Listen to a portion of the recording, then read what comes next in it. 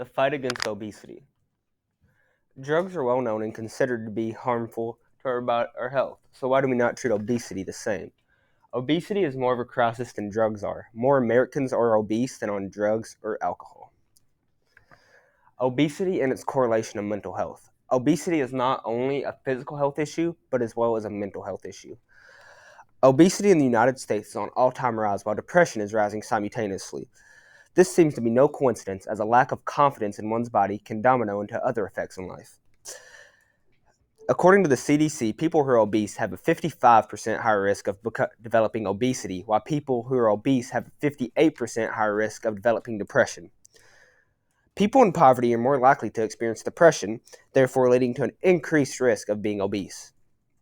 Men are more likely to be obese than women as well, but this comes as no surprise, as depression is much more prevalent amongst men, considering 80% of suicides in the United States are amongst men.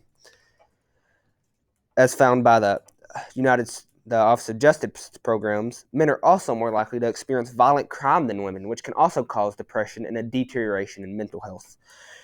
The fight over the mental health crisis going on in the world is just as important as the obesity crisis, and as obesity is to depression. This all goes to show the deep-rooted correlation between how a person's mental health can affect their physical health as well, and vice versa. Obesity and its medical risk. Obesity increases your chances of developing life-threatening diseases. Obesity causes an increased medical risk for those who are involved. Obesity accounts up for 50% of new diabetes cases every single year. Obesity also increases your chances of developing heart disease and some forms of cancer. Not only does obesity increase your chances of developing these diseases, obesity can also affect your metabolism and throw your hormones way out of balance. Obesity affects your bones in ways that can cause early arthritis, as our body is not meant to take all of this extra weight. Obesity can also increase the effects of pre-existing diseases, such as diabetes, which, even though in some cases has been clarified as untreatable, it is shown by tests run by the CDC and the American Heart Association that dieting and exercise can help your diabetes case, whether it be an untreatable case or not. The CDC also states that obesity decreases testosterone in men, which can in turn make it even harder for people who are obese to gain weight, as it reduces your ability to produce lean muscle mass. According to the Urology Care Foundation, low testosterone in men can also lead to depression and cause men to act irrationally as well as not be focused. Low in testosterone in men can increase the risk of developing diseases such as cardiovascular disease. Obesity also tends to affect women's estrogen as well, cited by the CDC. The effects of low estrogen have been linked to breast cancer. So not only does obesity make you feel bad, it very negatively affects some of your major functions.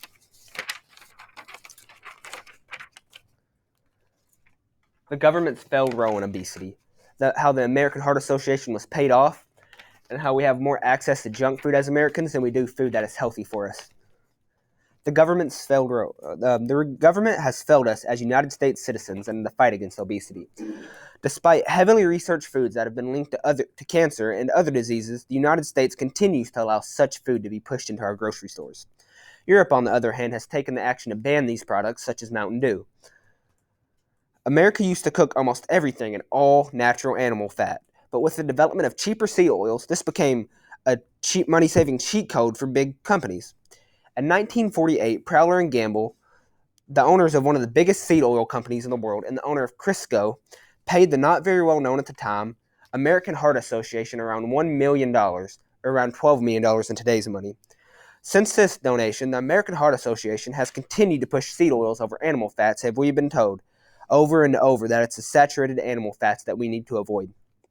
Seed oils have been studied to throw off our omega-6 and omega-3, which according to the CDC helps with brain functions, growth development, reproduction, bone health, and metabolism. Despite this topic being heavily researched, the American Heart Association refuses to change its standing, which comes at no surprise as seed oil companies continue to pour money into this association. Americans also have more access to junk food than we do real food, with a lot of Americans living paycheck to paycheck. It makes it easier why they opt for a cheaper method, which is junk food.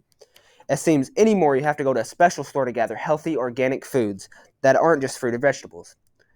It makes such a clear view of what the government is not doing to increase the health of Americans. As long as the government continues to push these unhealthy foods and make good, healthy food harder and more expensive to obtain, we will see a rise in obesity.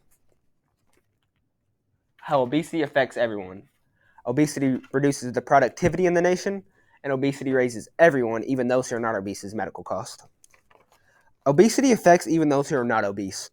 Obesity slowly becomes everyone's problem as a lack of productivity keeps increasing with rising rates of obesity. According to Yale, obesity has been linked to the increased rates of absenteeism, which cost the United States billions of dollars in productivity last year. Obesity is associated with sickness and also led for there to be more sick leave amongst obese people in the workplace, especially for longer times. If you are obese, how are you supposed to perform as well as your peer who's going to be more physically fit than you, who's going to be more agile, stronger, and just feel overall better than you? Someone who's going to be, Yale estimated with the help of various sources that obesity alone contributed up to 9.3% of all absenteeism. This is causing an imbalance between higher production costs and a less competitive workforce. This is not the only way obesity affects others, but medical costs are included as well. People who are obese are prone to having more medical conditions and a higher medical cost as well when something goes wrong. Obesity costs an average of $10,000 more in a person's lifetime than someone without obesity. With the CDC stating, obesity causes over $147 billion a year for the U.S. healthcare system. These effects on obese people trickle down to affect more physically fit people as well, because non-obese people's insurance rates rise as well since they're in the same pool as these people. The most common counter. Oh, that's not in the right place. Anyway, I'll go back to that. Is obesity really the person's fault? The most common thing is, but what if it's not a person's fault? What if they can't control their weight? But that is so rarely the case. Of course, some conditions do exist that make it harder for a person to lose weight and easier to gain, but this is so rarely the case. Over 42% of Americans, over 140.3 million% of Americans are obese, with there only being 334,613 million Americans up to date. 42% of America is overweight, but only 11.3% of Americans have diabetes, the most prevalent disease associated with obesity. 11.3 Americans with diabetes is equal to 37.3 million Americans, with 5.5 million of this 37 million not even obese as they fight diabetes.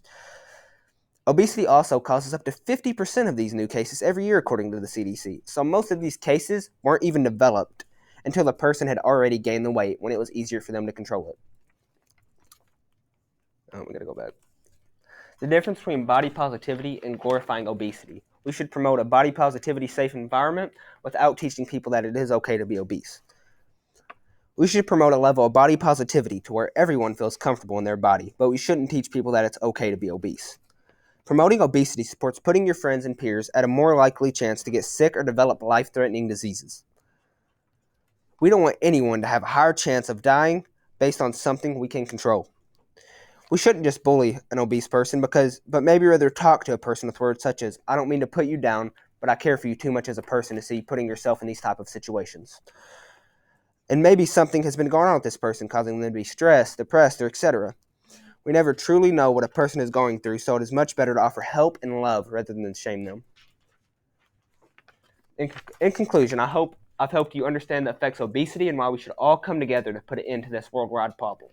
However, how even our own government plays a role in the demise of our health.